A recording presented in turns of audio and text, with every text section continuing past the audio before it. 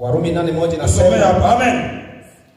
Sasa basi ndio hakuna hukumu ya adhabu juu yao walio katika Kristo Yesu.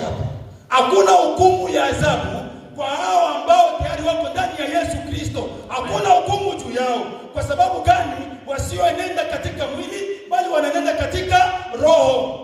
Kitu kinachotusumbua ni pale tunapokuja kanisani na tabia zetu za asili. Amen. Tunakuja kanisani na mila itaenda mbinguni.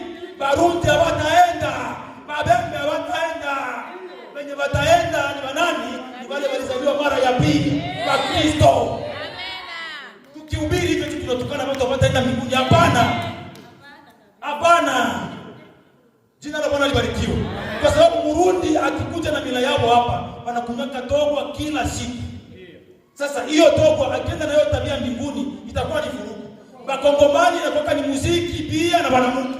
Wakienda mbinguni ni probleme. Amen.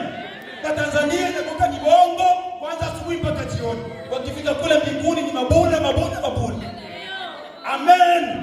Lakini Nikodemo akaambiwa ya kwamba usipozaliwa kwa maji na kwa roho, hakika yake hautaingia.